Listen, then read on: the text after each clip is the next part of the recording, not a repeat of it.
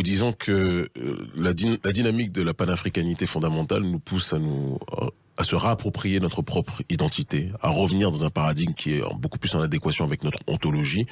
Mais cela ne signifie pas que nous pensons et que nous déclarons que tous les Noirs ont vocation à être sur la même ligne, sur la même orientation. Je dis d'ailleurs dans un des passages de mon livre que je me sens beaucoup plus proche, par exemple, d'un René Guénon, je me sens beaucoup plus proche, qui est jusqu'à preuve du contraire blanc, que je me sens proche, par exemple, d'un paix à son âme, que je me sens proche d'un Alassane Dramane Ouattara, président de Côte d'Ivoire. Je pense qu'il y a en réalité une ligne des démarcations qui s'appuie sur la nécessité d'être en accord avec les principes fondamentaux qui érigent et qui constituent notre identité. Il y a deux types de conscience noire aujourd'hui. Et il est important qu'on puisse, je pense, décrire le décor dans lequel nous nous plaçons. On vit dans une ère où le globalisme néolibéral est devenu la religion mondiale, qui prône le déracinement de tous les peuples, pas simplement des Noirs, aussi des Blancs, des gens de toute ethnie, arabes, juifs, chinois, peu importe. Et les personnes qui tentent de résister à ce déracinement sont souvent diabolisées, présentées comme des nationalistes, des extrémistes, toutes sortes de qualificatifs de ce style. Il y a la conscience noire version Black Lives Matter, qui est profondément insérés, ou le wokisme qui sont profondément insérés dans la dynamique globaliste néolibérale. Ils sont dans le système globaliste. En tout cas, Black Lives Matter, très clairement, ils le sont. Je pense que ça a été prouvé très récemment quand on a les grandes marques occidentales et capitalistes néolibérales qui font la promotion de Black Lives Matter et qui dans le même temps esclavagisent, comme Nike, qui esclavagise des gens en Asie du Sud-Est. On se dit que peut-être que leur Black Lives Matter s'est restreint à leurs seuls intérêts là où ils sont. Juste un mot, on peut citer Louboutin et Gucci Assa Traoré. Je sais pas ce que vous en pensez. Alors, je vais être très clair. Assa est ma sœur, mais non, ce n'est pas quelqu'un dont je partage la ligne idéologique et politique. Elle a sa ligne, qui est beaucoup plus sur le terrain BLM pour le coup. Moi, ma ligne, c'est une ligne justement antiglobaliste qui passe par cette nécessité de l'enracinement et de résister à ce globalisme-là. Nous faisons partie de ceux qui pensent que le but n'est pas de forcer les autres à accepter les minorités noires en tant que telles. Le plus important, c'est qu'on prenne en charge notre propre destinée, que l'on prenne charge de nous-mêmes, que l'on arrête la victimisation et qu'on comprenne la nécessité de nous organiser en tant que communauté. Quand je vois les communautés chinoises, elles sont pas là en train de dire on veut des quotas, on veut des places à tel ou tel endroit. Elles s'organisent, elles sont en train de travailler. Ouais. Il y a une solidarité communautaire. Alors, il n'y a pas les mêmes traumas et les mêmes difficultés que les populations négro-africaines ou afro-diasporiques ont pu connaître, mais il n'en demeure pas moins qu'il y a une voie à suivre sur ce terrain. Et moi, je pense que le but n'est pas de chercher à avoir des quotas chez les autres, mais de construire en tant que communauté, dans le respect des autres, qu'on soit très clair, mais une force qui nous permette d'être nous-mêmes. Et c'est un petit peu ça, cette ligne de la panafricanité fondamentale, en étant en adéquation avec notre tradition, avec notre perception du monde, et c'est comme ça qu'on avance. Si je comprends bien, vous voulez dire, et je crois que vous le dites d'ailleurs dans votre livre, ne comptons plus sur les autres, comptons sur nous-mêmes. Retrouvons...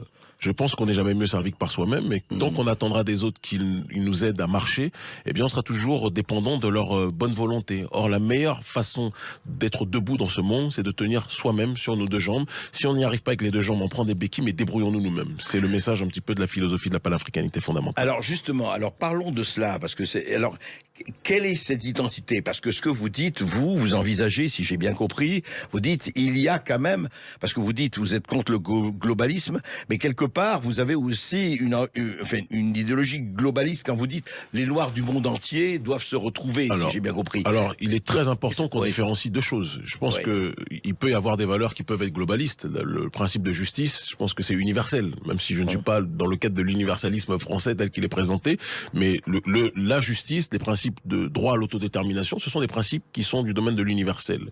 Nous analysons, nous constatons que partout les populations dites noires du monde entier, où on a eu l'occasion de voyager, sont installées en Afrique, mais aussi du côté de l'Asie du Sud-Est, quand on parle des pygmées d'Asie, les négritos comme on les appelle, quand on va en Inde, un pays où on a pu voyager, et que l'on voit les Dravidiens, quand on voit aussi les discriminations, ceux qui sont qualifiés d'intouchables, ceux qui peuvent vivre, il y a des communautés de destin, même si ce ne sont pas, comme je les précise exactement dans l'ouvrage, les mêmes histoires. Mais il peut y avoir aussi, et je pense que c'est très important que l'on puisse le dire, lorsque l'on étudie sur le terrain un petit peu de la métaphysique, la structure spirituelle de ces différents peuples, il y a souvent, généralement, il y a un créateur, il y a ce que l'on appelle l'ancestralité, qui est présente à toutes ces populations dites primordiales, et il peut y avoir des ponts de liaison qui peuvent être insérés dans ces réalités. Il y a monsieur Fridtjof Schuon, dont je partage pas toutes les analyses, qui disait il parlait de l'unité transcendantale des religions. Nous pensons qu'il y a une unité transcendantale. Il y a un créateur. Il y a un créateur. Et chez les populations primordiales, il y a ce que j'appelle dans l'ouvrage un gouvernement métaphysique composé des ancêtres ils sont interdépendants les uns des autres et on retrouve ce schéma dans la plupart des populations dites originelles. Et je pense que c'est très intéressant de comprendre que bien qu'il puisse y avoir des spécificités propres à chacun, il ne s'agit pas de dire que tous les Noirs sont les mêmes, mais il y a évidemment sur un certain nombre de schémas des réalités sur le terrain spirituel, sur le terrain ontologique communes. Et je pense que c'est très important de comprendre cela si on veut aussi être capable de comprendre pourquoi certaines populations ont du mal avec la dimension de ce que l'on appelle le progressisme aujourd'hui. Le progrès promu par l'Occident n'est pas forcément le progrès promu par les populations dites primordiales. D'ailleurs, vous insistez énormément là-dessus. Vous dites il y a le matérialisme, le consumérisme, tout ce qu'on connaît. Enfin, l'Occident, en tout cas la globalité du monde vit. Tout à fait. Donc ça. Et puis il y a effectivement la métaphysique, il y a la spiritualité, etc. Mais vous savez très bien qu'à l'intérieur de l'Occident, vous avez énormément de forces qui combattent le consumérisme, qui combattent ce matérialisme. Donc, est-ce qu'il n'y a pas, je veux dire, ce qui m'intéresse, c'est que vous ne dites pas au départ, au groupe pour nous, avec ces personnes qui combattent la chose, enfin, vous parlez de Russie, de la Chine, mais on va en revenir là-dessus, vous dites, au départ, c'est d'avoir le sentiment de cette identité noire qui doit nous réunir, et après, on voit avec qui on va combattre. Moi, je pense qu'un peuple qui a connu ce que nous avons connu sans verser dans quelconque victimisation, parce que je dis toujours qu'une civilisation n'est détruite par l'extérieur que si elle est rongée de l'intérieur, ce que notre peuple a connu nécessite, je pense, à un moment précis de l'histoire, que l'on puisse être dans une logique de regroupement, de nous organiser par nous-mêmes, pour notre propre destinée. Ce qui n'empêche pas qu'il puisse y avoir des ponts de liaison qui puissent être créés. On nous a vu à de nombreuses reprises avec les Gilets jaunes, par exemple, mon ONG. Pourtant, nous sommes une organisation qui lutte pour le prolétariat africain, mais parce que nous partons du principe que les prolétariats de chaque peuple sont soumis aux mêmes problèmes sur certains segments face à une oligarchie néolibérale qui peut être aussi blanche que noire. Donc, nous, notre priorité, c'est de nous organiser pour nous-mêmes, par nous-mêmes, mais parce que nous ne sommes pas aveugles sur la réalité du monde, nous voyons comment dirais-je, un certain nombre de points communs qui peuvent exister entre notre réalité et les réalités d'autres populations dans le monde. Mais nous insistons sur le fait que, quand on parle de panafricanité fondamentale, d'autres vont parler, par exemple, Dugin en Russie va parler de la quatrième théorie politique pour parler de sa réalité dans le paradigme qui est le sien. Dans son identité à lui. Dans son identité à lui.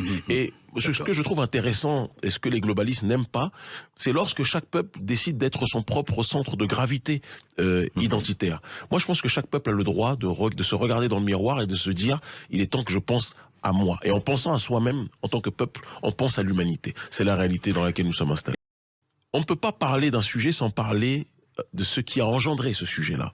Quand on parle de la migration, certains partent du continent parce qu'ils voient qu'il y a une migration des ressources minières par les multinationales qui sont dans une logique, dans une dynamique de prédation et qui suivent ce flux migratoire de ces ressources minières-là.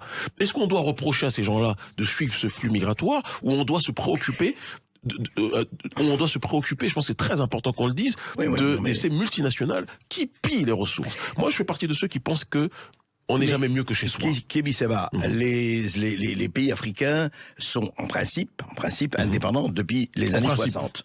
En principe. D'accord. Mais dites-moi, on ne résiste pas à ça. Pourquoi on se laisse piller? Pourquoi on se laisse effectivement exploiter? Pourquoi, je vous dirais, les gens qui sont indépendants, ces pays qui sont indépendants depuis les années 60, hein, ça fait 60 ans et plus, pourquoi, eh bien, ça continue comme si de rien n'était? J'adore cette question. Pourquoi la France-Afrique? J'adore cette question, Monsieur Barkov. Vous savez, à la fin de la prétendue décolonisation, il y a eu une nouvelle forme de colonisation qui a été immédiatement installée par Jacques Foccart et le général de Gaulle. Et c'est pour ça que je dis souvent que les héros des uns, chacun a le droit d'avoir ses héros, et c'est respectable, ne sont pas les héros des autres.